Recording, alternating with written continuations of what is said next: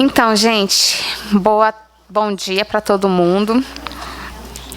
Hoje a gente está aqui com a professora Ana Magnólia e essa palestra hoje é muito fruto daquilo que a gente veio conversando durante o período de greve, que a gente sentiu a necessidade de começar a trabalhar em alguns eixos de forma mais organizada, para que a gente pudesse alcançar os resultados que a gente gostaria a longo prazo, né, no Ministério.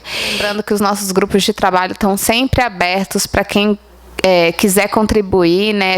Como a gente fala, a gente sempre precisa de mãos, quanto mais mãos, melhor. A gente precisa de gente para ajudar a máquina a rodar.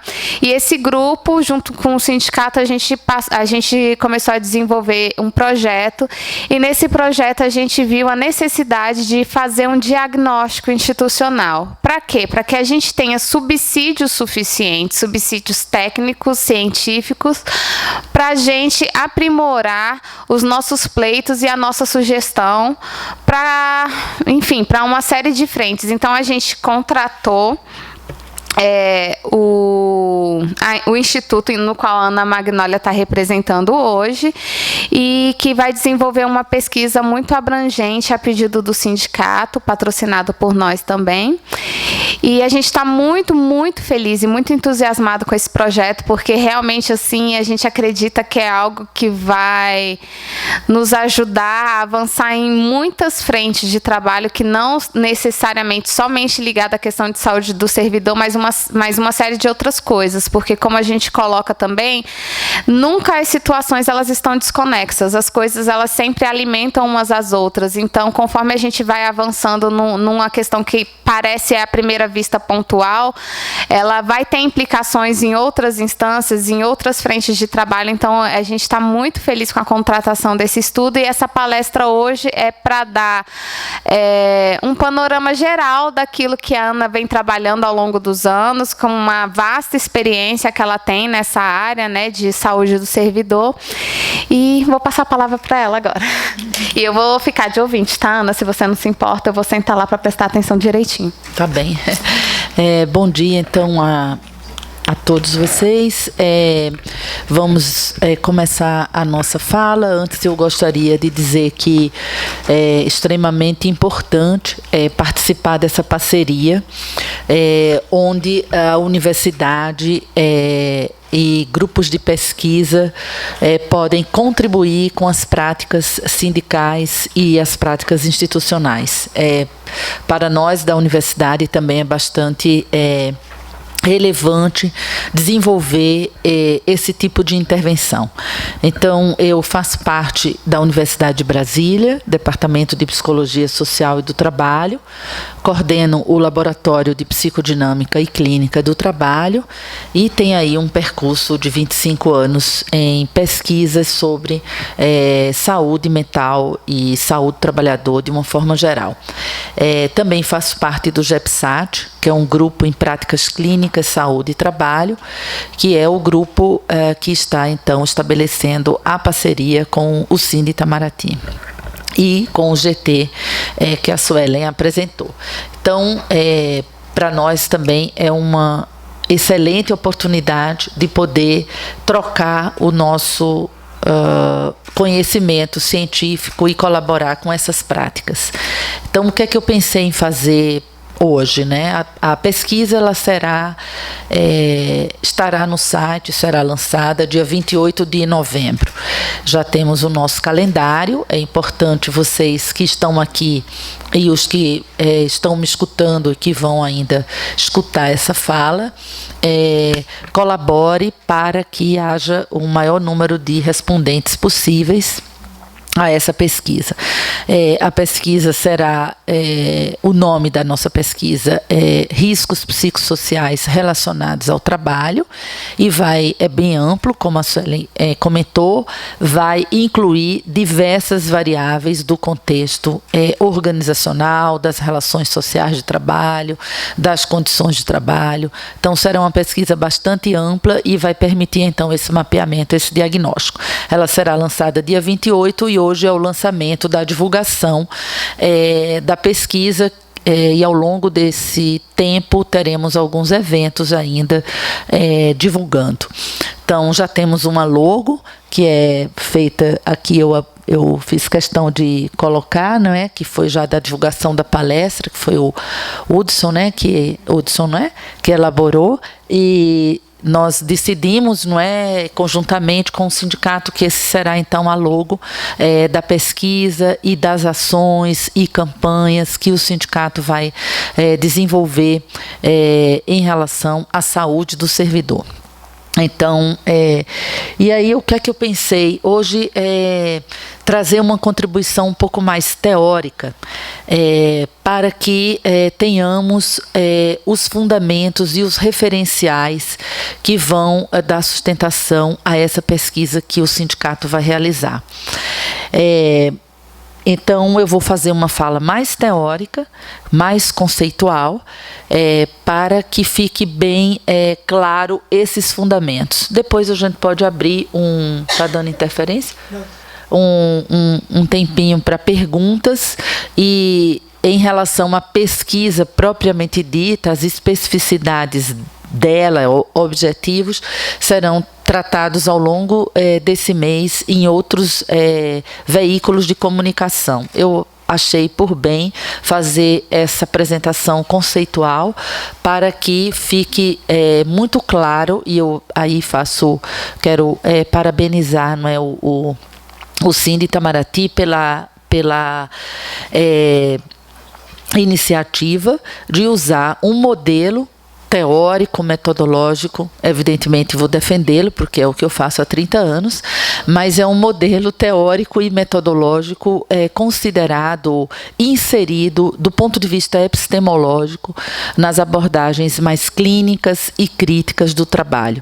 E outros sindicatos também utilizam esse modelo e eu considero que é um avanço e que pode abrir, não é, a minha esperança possibilidades de diálogos com a instituição, de modo a criar políticas institucionais mais globais que envolvam a todos, não é? Bom, então o modelo, ele tem eu acho que alguém vai ter que passar ali. Você vai passar? Não, passou demais, querida. É isso, não, é esse. Então, os slides ficaram assim com uma corzinha um pouco laranja, mas ele era outra cor, era mais bordô, mas ficou laranja, mas tá bom também, porque, né, ficou um amarelo ali, ficou diferente, ficou bacana. E isso já é um exemplo, né, que eu vou dar depois do que é o trabalho real, do que é o trabalho prescrito, do que é o trabalho vivo, né? Que é esse, você planeja, faz, tem uma prescrição, mas no momento de executar o trabalho é que nós sabemos o que é mesmo esse trabalho que vamos fazer. Então, esse é o trabalho vivo, é o trabalho real, e é o real do trabalho, não é, que pode ser ressignificado, como eu fiz agora, não é, dizendo que tá tão belo quanto se estivesse de acordo com o prescrito. Essa ressignificação, ela é extremamente importante para a saúde do trabalhador, não é, o próprio trabalhador ter condições de fazer essa ressignificação do seu sofrimento. Bom, então eu vou explicar o modelo. Esse modelo teórico, então, que fundamenta, não é, a nossa intervenção junto ao sindicato, é o modelo da psicodinâmica do trabalho, que foi desenvolvido pelo Christophe Dejour, na França, nos anos 80, e que hoje já tomou uma dimensão com muitas especificidades no Brasil. Então, nós temos um grupo de pesquisadores, formado por 16 pesquisadores de todo o Brasil, vinculados ao CNPq, enquanto o CNPq ainda existir, que chama, então, um grupo de psicodinâmica e clínica do trabalho. É o único grupo de pesquisadores no Brasil, ele foi criado há 10 anos. Nós já temos congressos. Estou dizendo isso por quê? Para comentar que a origem do modelo tem inspiração nessa nos escritos do Christophe Dejour, mas já fizemos diversas adaptações ao longo desses 20 anos que usamos o modelo, e hoje eu diria que temos um modelo um pouco próprio, particular, e que vem sendo desenvolvido aqui na Universidade, aqui em Brasília, na Universidade de Brasília, e por este grupo que eu comentei, que é uma abordagem teórica conceitual da clínica do trabalho, e que é a abordagem que eu venho usando, então, junto ao sindicato. E a psicodinâmica ela foi inspirada em 3 abordagens: a psicanálise, a ergonomia da atividade e a sociologia crítica. E hoje, no modelo que nós usamos, nós temos nos inspirado na psicanálise, sobretudo na psicanálise antropológica, para fazer a escuta clínica do sofrimento, e na filosofia política. Então, são as bases teóricas e na crítica social que nós temos usado. Esse é só parênteses para que vocês vejam a importância dos referenciais para o trabalho sindical.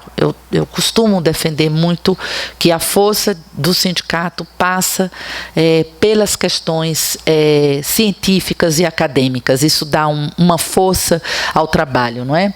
Bom, então agora vamos aos conceitos e à compreensão dessa psicodinâmica. A psicodinâmica do trabalho, então, tem como origem ou variável de origem, se não vamos... nem usamos o termo variável, mas como motor original que faz movimentar o modelo, porque a psicodinâmica está representada com essa representação gráfica, ela não atende. A representação deveria ser em espiral, ou é como uma onda no mar, no sentido de que todos esses fenômenos, eles acontecem de forma concomitante e eles podem ir e voltar, ou seja, construindo aí um jogo de força dialético e que está presente, a princípio, em todas as situações de trabalho, desde o trabalho mais operacional até o trabalho mais complexo. Essa psicodinâmica ela vai estar presente de alguma maneira, e aí é sobre ela agora que eu vou comentar. Então, a origem para que haja esse movimento dessas forças é a organização do trabalho. A organização do trabalho, então, seria esse conceito inicial ou básico que dá sustentação a toda essa dinâmica, que vai ter como um iceberg lá na ponta a saúde e o adoecimento. Então, é como se fosse a base, tá, a organização do trabalho e as pessoas que constroem essa organização do trabalho. Então, um paradigma importante as organizações, as empresas, elas não são entidades abstratas, elas são formadas por pessoas. Quem constrói as normas, os regimentos, procedimentos e modelos de gestão são pessoas que estudaram, que têm ideologias, que têm epistemologias aí, às vezes um pouco, digamos assim, mais voltadas, né, para modelos gerencialistas ou para um discurso ultraliberal, às vezes mais voltado para modelos mais coletivistas e para um discurso mais coletivo. Então, não é à toa que as práticas elas estão sempre pautadas numa teoria, e as teorias estão sempre vinculadas a uma filosofia, a uma epistemologia, a uma visão de homem, uma visão de mundo. Isso é importante termos claro em mente. Então, a organização do trabalho, ela exerce esse papel de base para a construção da pirâmide. Lá na ponta, o que nós vamos ver é o adoecimento ou a saúde. Então, nós não vemos essa psicodinâmica, ela não é visível, ela está ali dentro, né, do iceberg.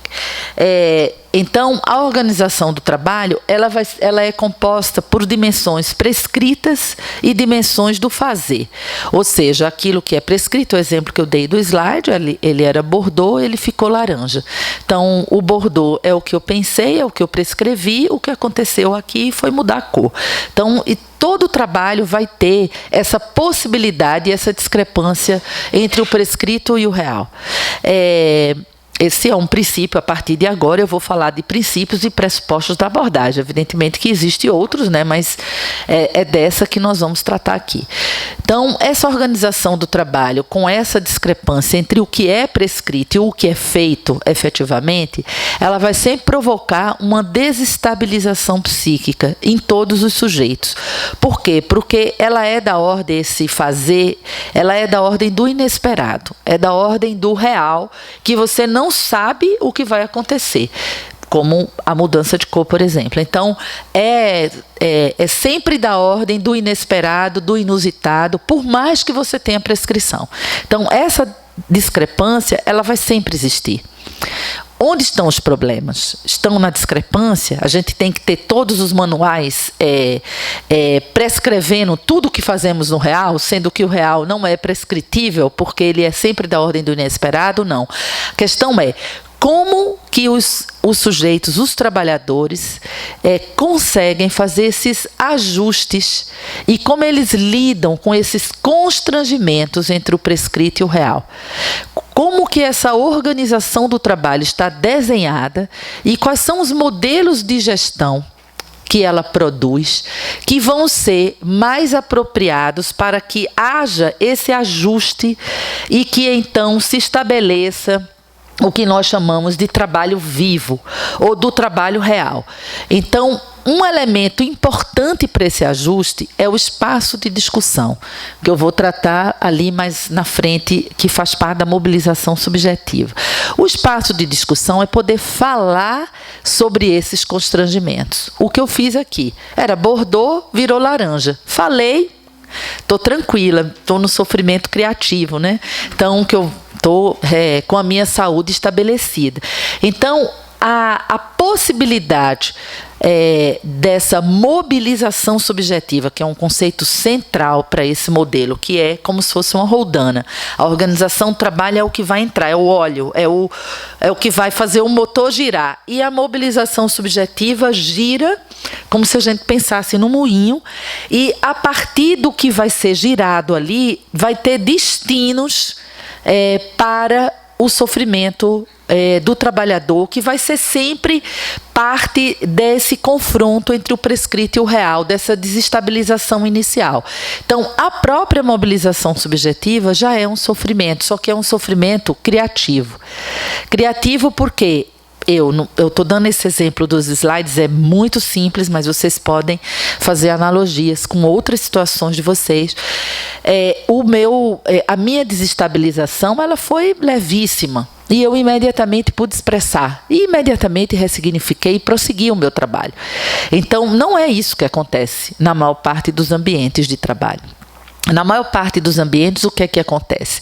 A mobilização subjetiva não existe, e aí você não poderia falar do que você está sentindo ou do que você está vivenciando, e aí o que é que vai acontecer? Vai se engolir, não é? Esse sofrimento que seria mobilizador, criativo, que vai fazer mover para encontrar soluções, ele vai ser, então, vai se transformar num sofrimento patogênico, porque daí ele começa a se transformar numa angústia, num medo, numa insegurança, que vai paralisando o trabalhador, que vai fazendo o destino vir para esse outro lado, vai fazendo com que ele use uma série de estratégias defensivas, que se transformam em ideologias defensivas e que se transformem nas patologias do trabalho. E aí as patologias é o que nós não queremos, é o destino mais cruel, mais nefasto que o trabalho pode dar a esse sofrimento. Ou seja, a organização do trabalho, ela pode patrocinar um destino mais patogênico do sofrimento. E esse destino vai produzir a sobrecarga, a violência, o assédio moral, o suicídio no trabalho, as normopatias, as sociopatias, as compulsões. E essas patologias vão se desdobrar em vários adoecimentos, como doenças psicossomáticas, transtornos mentais, síndrome do pânico, fobia, crise de ansiedade, depressão e situações graves vinculadas ao estresse, como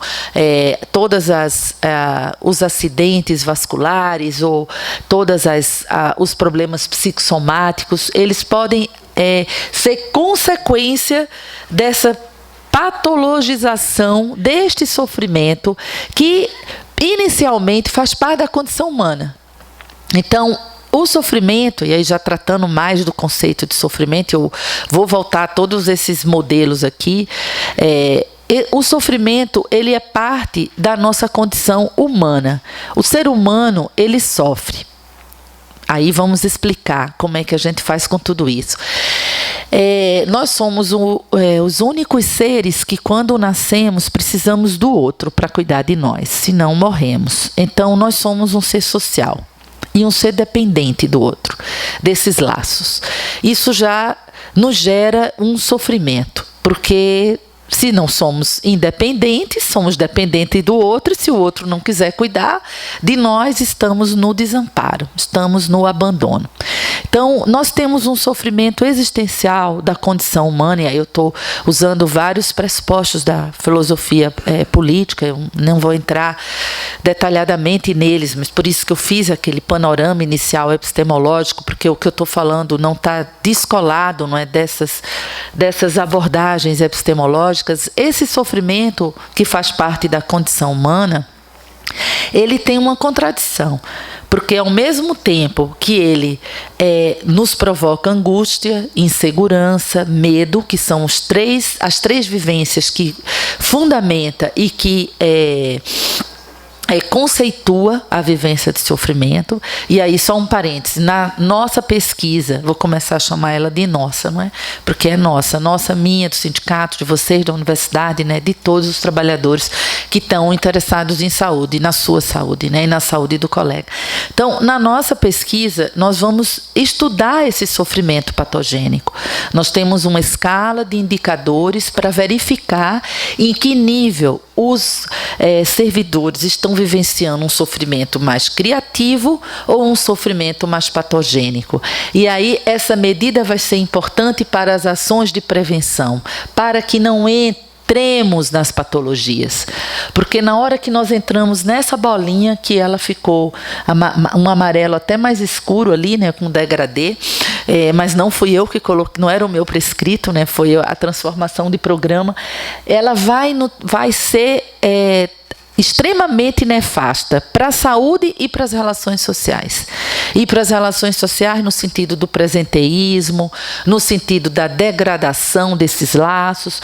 E por que é ruim degradar laços? Aí vocês podiam, por que a professora está dizendo que temos que ter laços sociais? Porque nós somos esses seres dependentes do ponto de vista, dentro dessa epistemologia do ser humano, da nossa condição. Então, a construção de laços sociais é fundamental para quê? Para a nossa estabilidade emocional, para a nossa estabilidade psíquica. E aí o que pode acontecer com alguém que está no sofrimento patogênico nessas patologias? Começar a entrar numa situação de barbárie social, onde o colega pode ser eliminado, onde as pessoas podem, enfim, tocar fogo nos seus trabalhos, como nós já vimos algumas vezes na mídia, e mais, as pessoas podem morrer e matar. Estou radicalizando para entender até onde a barbárie pode ir, né? Tem muito fundamento que eu estou colocando na obra do Freud, O Mal-Estar na Civilização. Então, Posso dar uma pergunta? Pode. Porque tem a ver com o que você está falando agora. Então, pelo que eu estou entendendo, o sofrimento, ele não necessariamente é patológico? Isso. Ótimo, então, o sofrimento ele faz parte da condição humana, ele é da ordem do patos, ou seja, todos os humanos sofrem. Por que ainda não conseguimos? Eu não sei se vocês já assistiram, depois eu tenho que controlar meu tempo, senão ficar a tarde toda aqui, mas não sei se vocês assistiram aquele filme Inteligência Artificial, que é um filme onde o sofrimento é algo que não foi pensado por um robô. Então, o sofrimento é algo que nos caracteriza como espécie humana. Nós somos uma única espécie, não é? Eu imagino, se não houver nenhum clone, nenhum X-Men aqui, nenhum alienígena, entre nós, que não sabemos, nós fazemos parte de uma condição. Aliás, nós somos de uma única raça, não é? Que é a raça humana, que é a única que existe na Terra a princípio. Deve ter outras em outros planetas, mas a gente não conhece. Então, é dessa categoria que nós estamos falando. E aí, do ponto de vista filosófico, a nossa condição é uma condição de sofrente. Por conta desse desamparo inicial, quando nascemos imediatamente. Depois, nessa obra, o Freud coloca 3 elementos onde o sofrimento ele vai existir como condição do humano. Nós não temos o controle absoluto do mundo externo, antigamente da natureza, na pré-história e tal. Hoje a gente tenta controlar tudo, né? Até a longevidade, as doenças, quer dizer, todas as tecnociências, elas são construídas para, aí eu vou dizer algo assim um pouco, talvez estranho, mas eu digo com bastante conforto, que por trás das tecnociências, embora tenham todo um progresso em relação à nossa saúde, a tratados de alguns males da humanidade, mas ao mesmo tempo tem um desejo de aplacar a angústia do não controle que o humano tem. E é no momento em que a tecnociência ela ocupa esse lugar de aplacar essa angústia de não ter o controle, que ela começa a ter ela começa a ter desdobramentos nefastos para a própria humanidade. Então, são muitas as contradições. Bom, então, esse sofrimento, ele tem, então, um vínculo com essa condição de desamparo inicial de todos nós quando precisamos de alguém para cuidar, senão morremos. Não somos como os animais. E aí eu estou fazendo uma diferença entre animais, seres inanimados e seres humanos, que são os 3 únicos que nós conhecemos aqui nesse planeta, por enquanto. Então, é nesse sentido amplo que eu estou falando, né? Porque nós somos amplos e nós participamos dessa categoria, né? Então, como eu dizia, o sofrimento, então, é para falta de controle desse externo, é pela nossa finitude e nossa mortalidade e a fragilidade do corpo. Nós somos mortais. Ainda a tecnociência ainda não descobriu a imortalidade. Nós não somos Deus ou semideuses, eu acho, né? Embora muitos queiram ser. Para quê? Por quê? Para aplacar essa angústia de que não é. Então, nós temos, dentro do nosso psique e a nossa articulação entre o nosso psíquico e o nosso social, tem um deslizamento entre um sentimento de impotência profundo, por conta desses desamparos que fazem parte da condição humana, e um desejo de aplacar essa impotência, muitas vezes sendo onipotente, com defesas da virilidade, e aí sim, se tornando deuses, semideuses, e algumas vezes se tornando robôs no automático, porque também aí não vai entrar em contato com a angústia. Bom, então esse sofrimento seria pela falta de controle externo, pela finitude, pela mortalidade, e o outro é pela relação com os outros. Porque os outros, eles não estão aí para atender o que nós queremos, os nossos desejos. E aí, como é que ficamos? Para toda relação de poder, tem uma relação de resistência ao mesmo tempo, o que é muito bom. Então, todos nós vamos querer dominar. Se tivermos que sair por essa porta, alguém vai dizer para a esquerda, alguém vai dizer para a direita. Então, eu estou dando esses exemplos assim simples, para tentar transmitir para vocês que o sofrimento, ele é empático, ele é da condição humana, todos nós temos. Qual que é o problema? É ter sofrimento? Não. O problema é qual é o destino que ele vai ter na nossa vida? Ele é algo que vai nos mobilizar para tomar uma decisão, para agir, para mudar o que não está bom, para mudar o status quo, para fazer algo diferente, para mudar as relações entre as pessoas, ou eu vou dar o exemplo, talvez esse GT da saúde e o sindicato entraram após a greve de vocês num sofrimento criativo, acima de tudo num sofrimento ético. O sofrimento ético é aquele sofrimento onde nos indignamos com as injustiças que acontecem conosco e com os outros, quando não queremos calar diante dessas injustiças e principalmente diante do sofrimento do outro e do nosso sofrimento.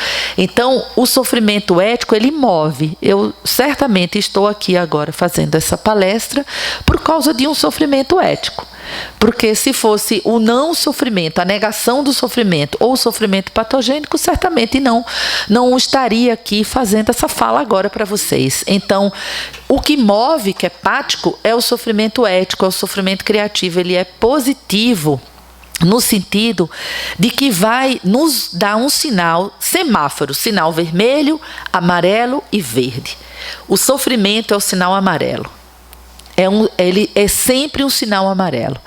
Você vai para o vermelho ou vai para o verde. É o destino. Esse destino que não depende de nós, aí eu vou voltar aqui para o meu prescrito, ele depende dessa organização do trabalho e do modelo de gestão que está sendo usado dentro das organizações, que aí é sobre isso que eu quero falar agora. Então, essa mobilização subjetiva, que é o que vai rodar, e aí ela é o amarelo. Em ela sendo amarelo, ela já é em si mesmo sofrimento criativo e ético, que vai produzir prazer no trabalho. Que o prazer é conseguir, fui capaz, é aquela vivência de gratificação de que você deu conta do seu trabalho. É isso, fui capaz, dei conta. Não é aquela sensação de não conseguir, fiquei inseguro, estou com medo, estou angustiado. Isso não é prazer. Esse já é o sofrimento patogênico. Então, o sofrimento criativo e ético, ele possibilita o prazer, que é essa gratificação. E aí possibilita saúde e qualidade do trabalho, que é importante também. Porque o trabalho e o trabalhar é o produzir, mas viver junto. A gente não existe por enquanto, a não ser no trabalho que vai ser de máquinas e no futuro, não sei como vai ser, que aí vai ser um trabalho onde não existe o viver junto. Viver junto implica no sofrimento da convivência, dos laços sociais, dos desejos que não se batem. Então, temos às vezes mais desencontros do que encontros. Mas dentro desses desencontros é possível fazer negociações para que consigamos ressignificar esse sofrimento que é vinculado ao outro não é como eu sou, o outro não faz o que eu quero, o outro não é o que eu quero. E que bom que não é? Então, só que estar disposto a viver esse sofrimento, assumir essa condição humana de sofrente, é de alguma forma viver no desamparo, viver no vazio. Então, isso é muito difícil de conseguirmos, mas é a partir desse vazio e desse desamparo que podemos construir um saber e que podemos construir laços sociais. Porque se isso é aplacado, se não existe o vazio, não existe a incompletude, não existe a falha, não existe o fracasso e não existe o sofrimento, o que é que vai existir? Deuses, semideuses e máquinas. Não vai existir humanos. E aí o que vai acontecer? Essa mobilização subjetiva, que é a inteligência prática, que é o nosso saber fazer, o espaço de discussão, que é poder falar sobre o trabalho e sobre essa organização do trabalho, como o que eu fiz com os slides, é a cooperação, e para cooperar eu preciso vivenciar essa falta, essa incompletude, senão eu não vou achar que tem alguma possibilidade de troca com o outro, porque se eu já sei tudo, gente, se eu já sei tudo, se eu sou pleno, se eu sou completo, se eu sou Deus, não sou nada, não preciso nada disso, nem vai cooperar, nem vai ter espaço de discussão, não vai ter mobilização subjetiva. E muitas vezes e eu tenho confirmado cada vez mais nos meus estudos, que o modelo de gestão tem produzido sujeitos da repetição. Sujeitos que entram numa compulsão à repetição e não sujeitos da construção do saber. Ou seja, sujeitos não sofrentes, sujeitos que negam o sofrimento. Na radicalidade, sujeito que nega a sua condição humana, que desejam ser deuses ou robôs.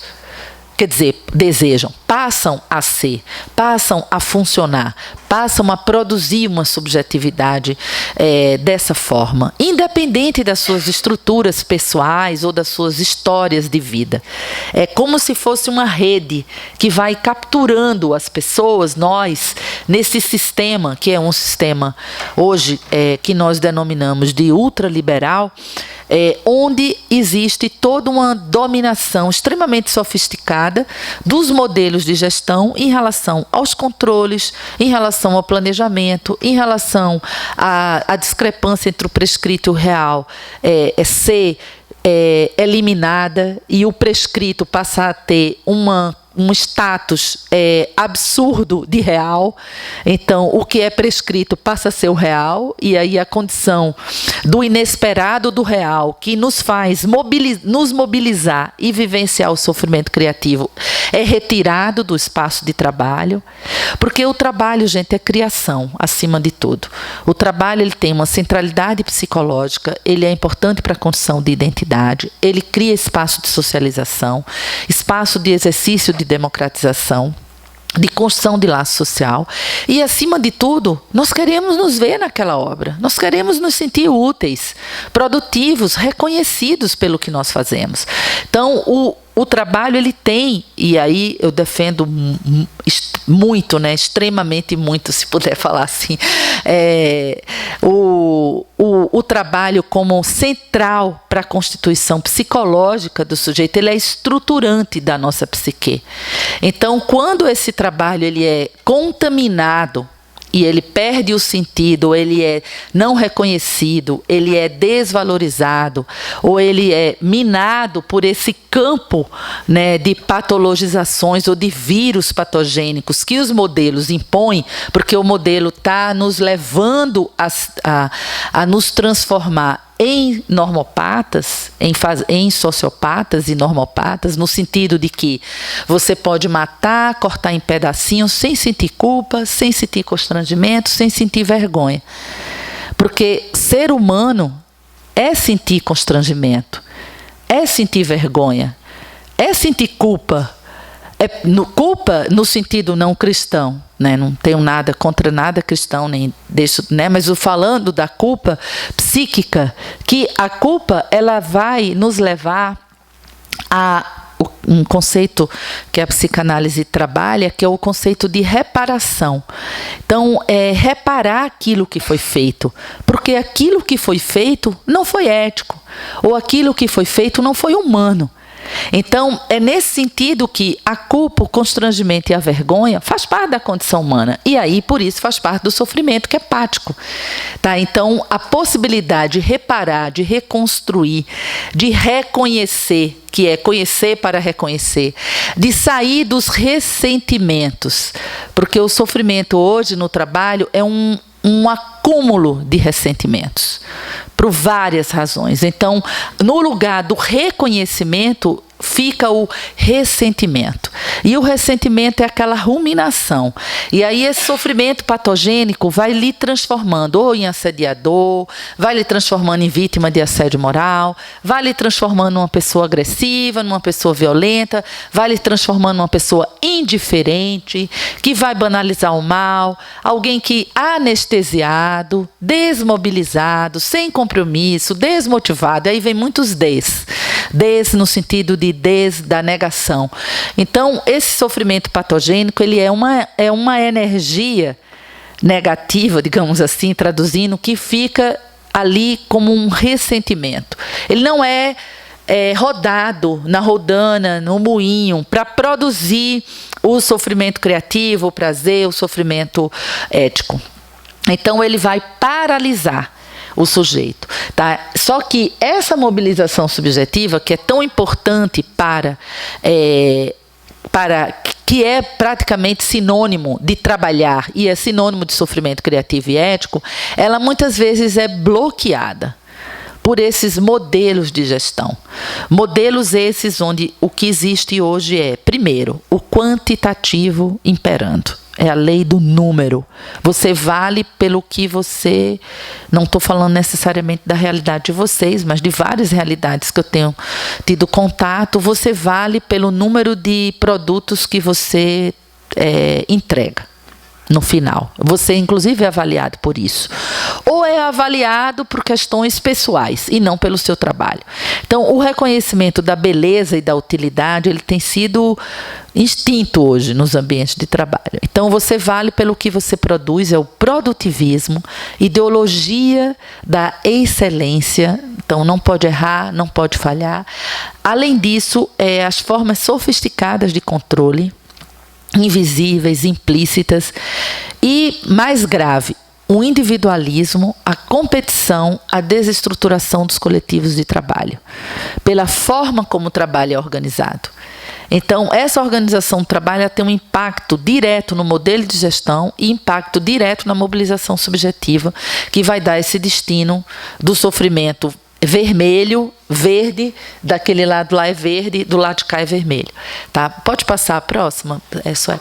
Então, a organização do trabalho, eu vou falar mais um pouquinho dela agora, ela é composta por todos esses elementos. E aí, a nossa pesquisa, ela vai possibilitar diagnosticar estes elementos, estes indicadores, para que, sabendo como eles operam, no contexto institucional, identificar como que essa mobilização subjetiva está operando e que destino esse sofrimento está tendo para esses servidores. E se ele tem um sofrimento patogênico, a indicação é de patologias e adoecimento.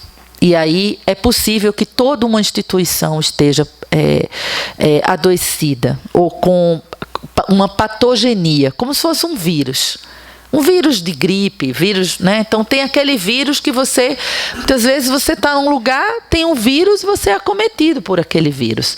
Evidentemente que quem está com a imunidade mais baixa, quem está mais isolado, quem está sozinho, vai ser mais facilmente capturado por esses vírus.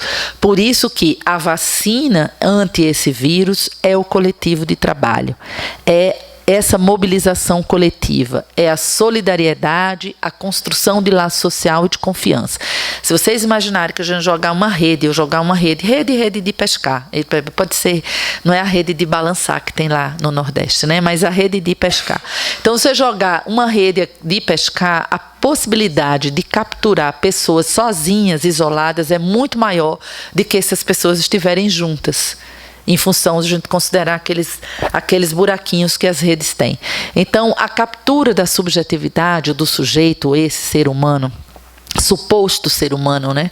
Porque como está sendo produzido e fabricado hoje, às vezes muito lamentável, né? Assim, eu acho, né? Eu mesma fazer parte, né, dessa raça, dessa espécie, mas enfim, essa rede, quando ela é jogada, se existe um coletivo, se as pessoas estiverem juntas, a probabilidade de captura será menor. Então, essa, a princípio, é a vacina, totalmente na contramão do que os modelos de gestão estão pregando. Mas é na contramão que a gente constrói também resistência e contracultura, né? Então, para manter a nossa humanidade, não é? Porque, senão, vamos ser capturados e virar esses robôs. Bom, então, quais são os elementos da organização do trabalho? A divisão das tarefas, e a divisão pode ser técnica, operacional, administrativa, social. Como está sendo feita essa divisão nos ambientes de trabalho? Como é que o trabalho está sendo dividido? Não é? Então, que critérios estão sendo usados? Isso é uma questão a ser é uma questão a ser vista no desenho da organização do trabalho. A produtividade, que não é só quantidade, mas também qualidade. Só que hoje nós vivemos vários dilemas entre fazer mais e fazer bem, entre silenciar e denunciar, entre sobrecarregar e cooperar. São dilemas que eu vivo, vocês vivem, todos os trabalhadores estão vivendo esses dilemas hoje, porque o trabalho está mais intensificado, o trabalho está mais precarizado, o trabalho está com mais exigência, em função desse modelo ultraliberal e dessa lógica do consumo, não é, que é o que hoje rege, não é, as relações sociais. Não deveria reger só as relações de mercado, né, mas rege a nossa subjetividade no final das contas. Então, a questão do tempo, como é que é feito, jornadas, prazos. Então, esses elementos, a comunicação, condições de trabalho, as regras informais, regras formais. E ali no centro eu coloquei modos de gestão do trabalho. Como é que está sendo feita a gestão desse trabalho? Pelos gestores, pelas equipes, como que está sendo feita a distribuição de tarefa? Como é que está sendo feita a distribuição de pessoas, a distribuição de recursos, a autonomia dessas pessoas para fazer os seus ajustes dos constrangimentos, a participação e, sobretudo, a avaliação do trabalho, ou do desempenho, ou dos resultados. Como é que isso está sendo feito? Isso eu não vou responder, eu não conheço ainda a realidade dessa instituição, mas a nossa pesquisa vai nos dar a resposta. Vocês participando e nos ajudando a divulgar para que os colegas participem, nós vamos ter, ao final do nosso trabalho, um mapeamento de como esses elementos operam nesta instituição, como que eles acontecem, né? Os nossos instrumentos vão nos permitir esse diagnóstico. E cada instituição, então, vai ter o seu modelo. E nós vamos trabalhar o modelo de gestão. Se é um modelo mais gerencialista, mais produtivista, se é um modelo, e aí, mais autoritário, mais hierárquico, ou se é um modelo mais coletivo, onde as pessoas tenham esse espaço. Pode passar, meu bem. Porque eu já vou terminar, porque está todo mundo já cansado. Bom, isso aqui eu já comentei, então, a mobilização subjetiva, ela é sinônimo de prazer, sofrimento criativo e sofrimento ético. Ela depende de uma coisa que é o sentido do trabalho. Primeira coisa. Sempre, gente, a primeira possibilidade de vivenciar prazer no trabalho é fazer um trabalho que você gosta, que tem sentido, que você escolheu, que você tem identidade, e aí está tudo ótimo, é um encontro. Então, existe essa possibilidade, talvez em menor grau hoje em dia, mas ela existe. E aí o sujeito está tranquilo, e isso já é tranquilo, que eu quero dizer o seguinte, isso já é um elemento favorável à sua saúde. Fazer um trabalho que tem sentido, que você acredita, que você se identifica. Primeiro, cada pontinho desse é um pontinho importante para a vivência do prazer e do sofrimento criativo. Cada vez que um desses não existe, aí vai na tendência do sofrimento patogênico. Estou falando assim de um modo cartesiano, mas é mais para compreensão pedagógica, didática, do que mesmo o que o modelo prevê. Inteligência prática, que é a transgressão do prescrito, que não é a infração, mas é você poder transgredir. Essa transgressão, ela passa pelo espaço de discussão, para compartilhar com o colega o que você está pensando em fazer e ver se aquilo é realmente uma saída. Então, essa transgressão, ela vai se tornar viva e positiva e boa para a saúde quando ela pode ser discutida, compartilhada, e não você fazendo do seu jeito, porque são os atalhos que a gente faz para economizar psiquicamente o nosso fazer e conseguir os mesmos resultados e, às vezes, melhores resultados para a organização. Então, a inteligência prática é o saber fazer a nossa sabedoria. É aquele jeito, é o estilo que é do humano e que é, às vezes, cortado, bloqueado dentro dos espaços de trabalho. O espaço de discussão, que é esse breve exemplo que eu dei dos slides. Eu não tenho nenhum chefe aqui dizendo que eu não posso falar nada, me falando aqui com um ponto de um script. Eu agora, professora Ana, nesse trabalho que eu estou fazendo, que é transmitir para vocês esse modelo teórico e falar da nossa pesquisa, eu tenho total, imagino, liberdade para fazer o trabalho do meu jeito. Em pé, sentada. Isso é importantíssimo para ressignificar e para lidar com os constrangimentos entre o prescrito e o real. Então, para mim, eu estou confessando para vocês, é um prazer e um sofrimento criativo e um sofrimento ético, porque eu quero causar impacto e fazer com que as pessoas se descongelem, pensem, reflitam sobre essas questões que são importantes. Então, eu consigo ter essa mobilização. Não tenho ninguém aqui me pressionando, dizendo o meu tempo já deve ter passado há muito tempo, mas eu não tenho os controles que muitos trabalhadores têm e que eles não podem fazer o trabalho usando o seu estilo pessoal, a sua forma de fazer. Não é a sua forma de ser. Forma de ser, todos têm o direito de ser o que quiserem, mas é a sua forma de fazer o trabalho, né? Então, nem estou falando dessa outra aí, né, que às vezes também é bloqueada, né?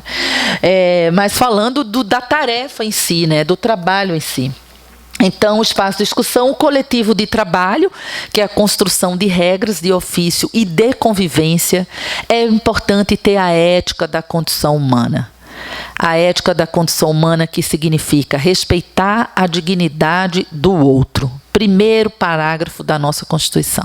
Se fosse absolutamente respeitado, não teríamos situações de violência no trabalho, de assédio moral no trabalho e uma série de outras situações que eu não vou me ater aqui agora nesse momento. Em outras ocasiões nós podemos também debater sobre essa violência, mas o viver junto, ele requer uma conduta ética do humano. E eu só terei essa ética se eu me considero humano. Então, tudo que eu comentava sobre o que é do humano e o que não é do humano, é de outra espécie que está sendo, digamos assim, criada na paralela para conviver com nós humanos, não é? Se eu me considero humano, e aí eu sou um ser sofrente, eu vou considerar o meu colega como humano e ser sofrente, seja eu no lugar de gestor, seja eu no lugar técnico, seja eu no sindicato, seja eu na universidade, essa ética da condição humana, da condução humana e da condição humana, ela será considerada. E aí uma série de situações patogênicas podem ser evitadas. E essa conduta ética, ela é construída no coletivo, porque cada coletivo, cada grupo sabe como que essa conduta humana e ética deve ser feita, né? E para isso tem que ter uma organização do trabalho que permita. Tem que ter gestores que apoiem, abertos, que pensem, né, também como seres que são humanos, né, embora estejam naquele momento no papel. Não é? Gestor também sofre, não é? Todos sofremos, todos somos humanos. Então, temos que ter cuidado também com essas dicotomias dentro da segregação, que são os narcisismos, o narcisismo das pequenas diferenças, ou o eu mínimo, ou seja, eu faço parte da raça humana, você não faz. Isso não é verdade do ponto de vista filosófico e do ponto de vista real, enquanto a gente não tiver alienígenas e clones sendo feitos, não é? Então, e por último, o reconhecimento simbólico e moral, que não é a recompensa. O reconhecimento é algo que é do meu esforço, o quanto que eu contribuí para aquele trabalho. E que às vezes isso é invisível e não é reconhecido.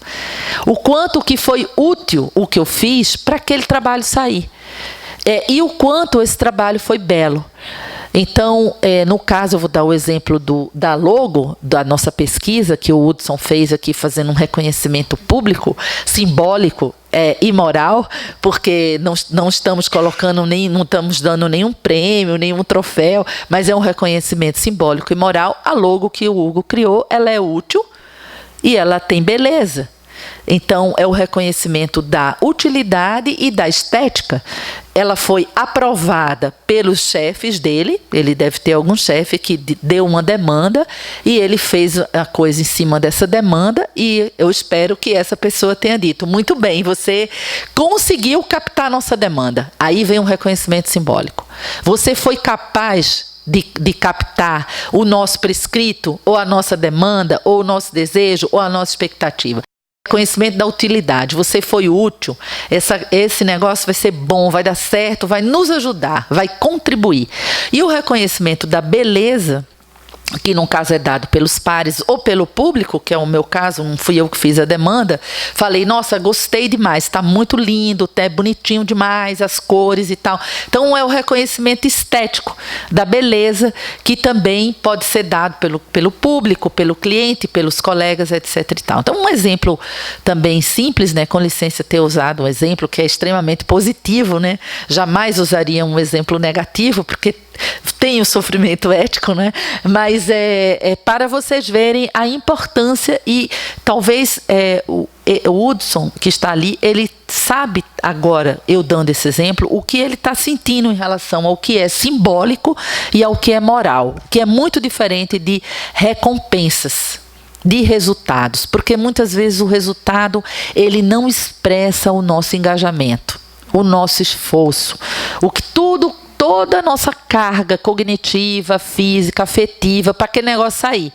Isso não é medido, isso não é avaliado. E isso é um problema nos processos de avaliação de desempenho, que precisam se munir de metodologias qualitativas para que haja acesso a essa narrativa do esforço. Porque teve ali um trabalho mental e um esforço que é invisível aos olhos de quem vê o resultado. E isso gera muito sentimento de injustiça e vai acumulando o ressentimento. Pode passar, Suelen, eu vou dar uma corridinha agora por causa do tempo, né? Que horas são agora, gente? Eu estou sem relógio, sem nada. Eu sou anticontrole. Mas é claro que eu tenho um prescrito, né, anticontrole. Eu não tenho relógio, eu não tenho como ver a hora. Eu tenho que perguntar. Não. Pão de queijo, cerveja, um vinhozinho, não. Bom, então, eu só queria ter uma ideia do nosso tempo, mas eu vou falar mais uns 10 minutinhos, 15, tá bem, agora falando de controle, e aí vocês podem participar um pouco também, quero escutá-los. Acho que ficar até 1 hora é razoável, não é? Mas meia hora de trabalho, acho que está dentro do prazer e do sofrimento criativo, né, de todos nós. Então, o sofrimento patogênico, que é esse que nós queremos afastar, evitar, e aí o trabalho do GT, Saúde do Servidor e do sindicato tem esse propósito, não é? Principalmente o GT e o sindicato tem um propósito político, não é, de fomentar a luta da categoria, mas essa preocupação, essa atenção à saúde do servidor, e ao desenvolver essa intervenção, esse estudo, essa pesquisa, esse diagnóstico, é exatamente para evitar esse sofrimento patogênico. Não sei, a gente não sabe até que ponto ele já está existindo, sendo vivenciado, mas o objetivo de uma pesquisa é evitar, para que a gente não tenha um trabalho apenas curativo e assistencial, que às vezes é importante quando a patologia está instalada, mas que a gente tenha um trabalho preventivo e de promoção de saúde. Então, o que é que queremos evitar? A angústia, o medo e a insegurança vivida de uma forma patogênica, e que ela vai ser vivida de uma forma humana, mas a patogênica que vai ser negativa. Por quê? Porque vira uma ruminação. O ressentimento vai lhe paralisando, como o medo. Diante de um perigo, você pode reagir ou paralisar. Não é mais ou menos assim? Então, o sinal amarelo é esse, do sofrimento. O sofrimento é o sinal amarelo. Ou você luta, é o criativo, ou você se paralisa, é o patogênico, porque o patogênico vai paralisar.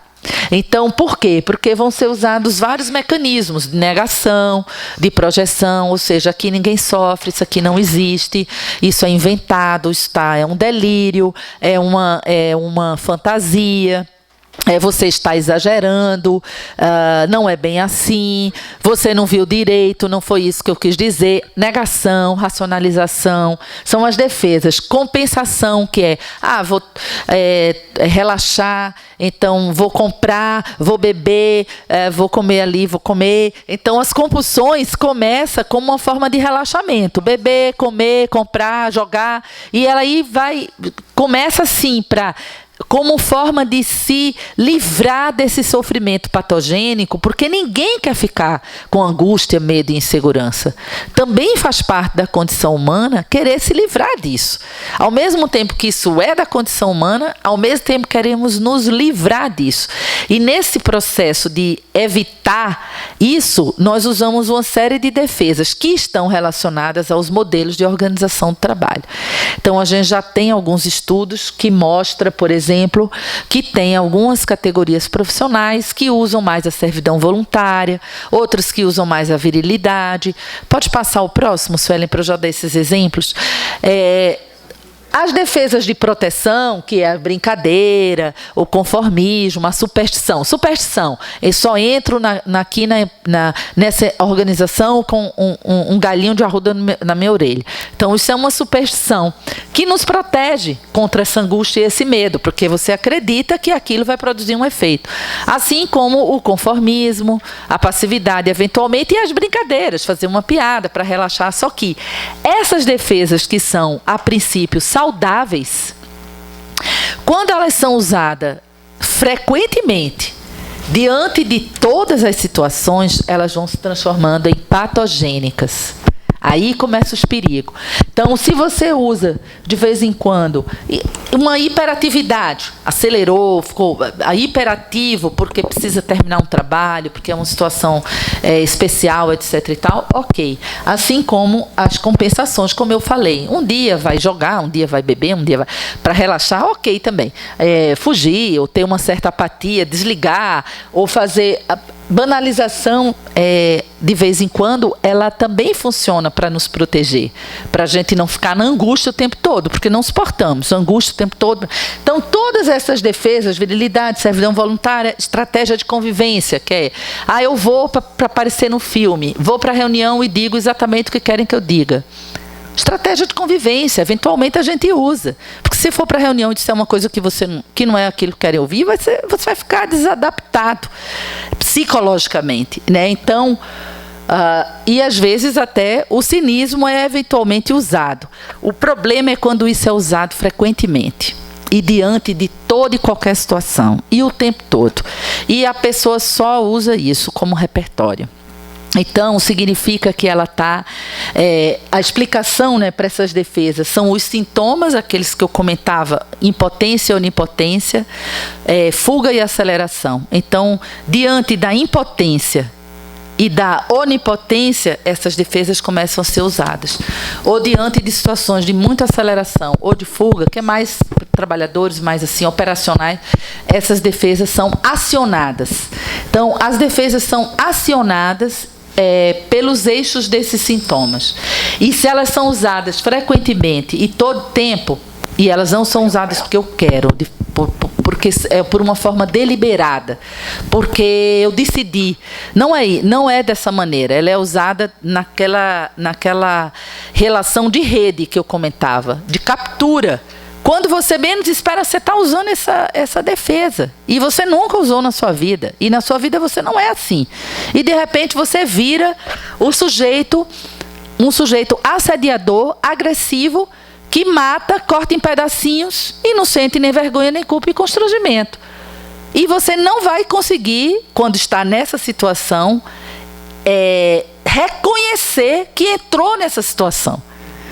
Então, quando o sujeito ele começa a usar muitas estratégias de defesa, ele entra, os destinos vão ser esses aqui: sobrecarga, compulsão. Aí vai virar o quê? uma dependência química, um alcoolismo, vai virar uma compulsão para jogar, compulsão para comer, compulsão para comprar e outras compulsões, remédio, medicalização. A medicalização é uma forma de compulsão, é uma patologização desses sintomas, quer dizer, remédio para dormir, remédio para acordar, remédio para falar, remédio para ficar calado, remédio. Então, aí um dia desse me disseram, não, Rivotril já você está desatualizado. Eu me sinto, às vezes, muito desatualizada em muitas coisas, porque eu não uso muitas das coisas que têm sido muito usadas hoje, então, quase nenhuma delas. E aí eu falei, porque Rivotril como se fosse assim, a medicação mais forte da face da Terra. E alguém me corrigiu e falou, não, Rivotril hoje é comum. Tem pessoas que tomam Rivotril, inclusive jovens, assim, como algo absolutamente corriqueiro, né? E eu escutei recente um depoimento de um jovem, nesse movimento que está tendo agora nas universidades e tal, dizendo, eu tomo Rivotril porque eu não quero sofrer. Então, esse depoimento, gente, é exatamente o sujeito que está sendo fabricado, que é o sujeito não humano. Nem é mais o desumano, é o não humano. Então, todo esse discurso ultraliberal e essa lógica do consumo e do fast food, just in time, tudo é para ontem, não há tempo mais para pensar. Eu não quero, a pessoa declara isso, eu não quero pensar, eu não quero sentir, eu não quero saber. E aí eu vou me medicalizar para ficar anestesiado.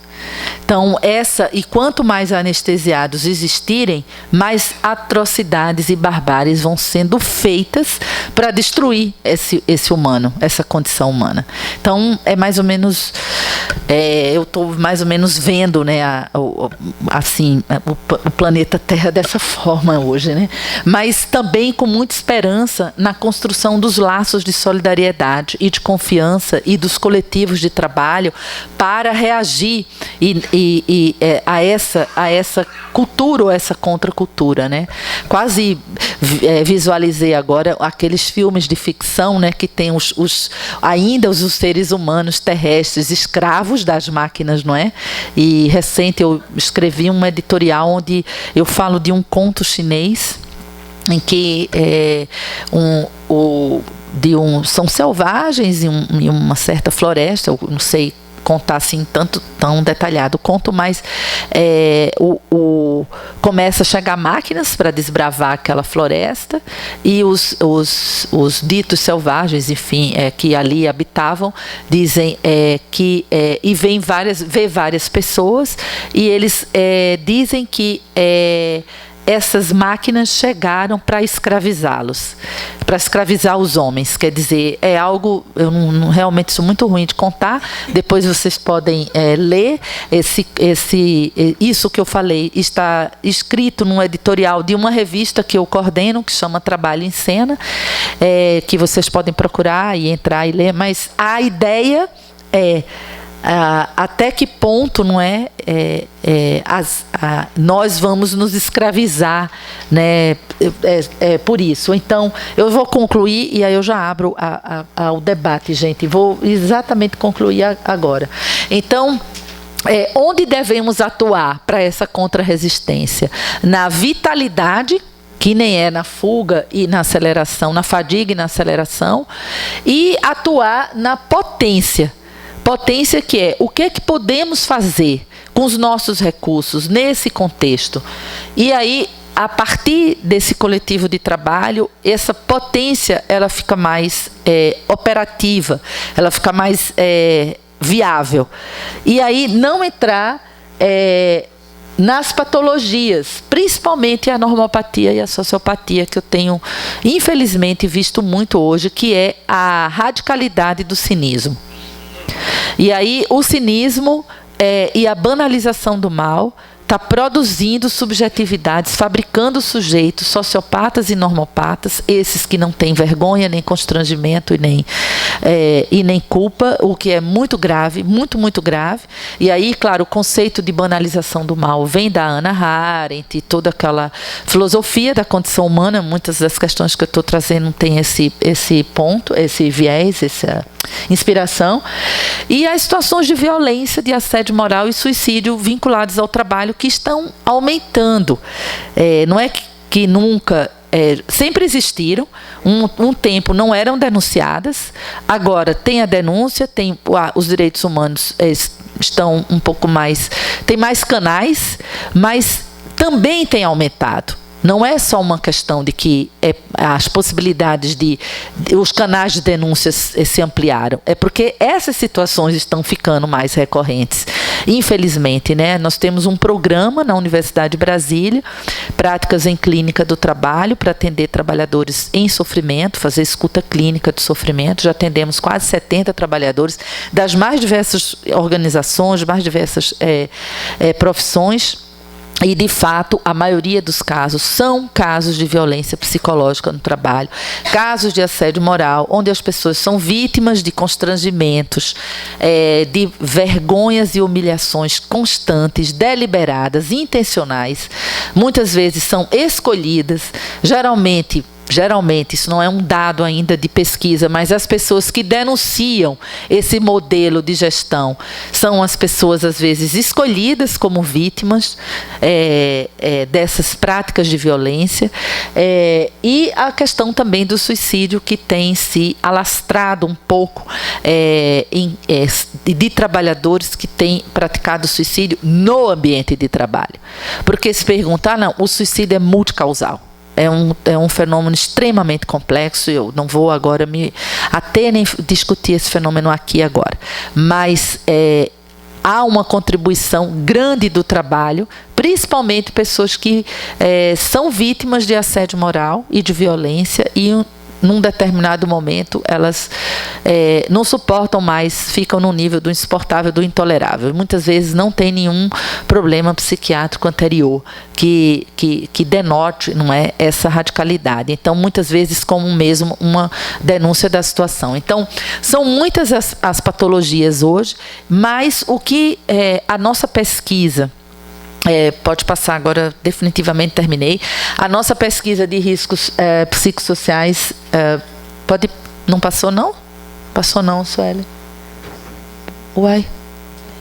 Pronto, eu volto para a logo que o Hudson desenvolveu, que vai ser a marca, não é? A marca da saúde, do cuidado da saúde, do servidor, que o sindicato está se propondo a fazer junto com esse grupo de trabalho, com a nossa ajuda da universidade.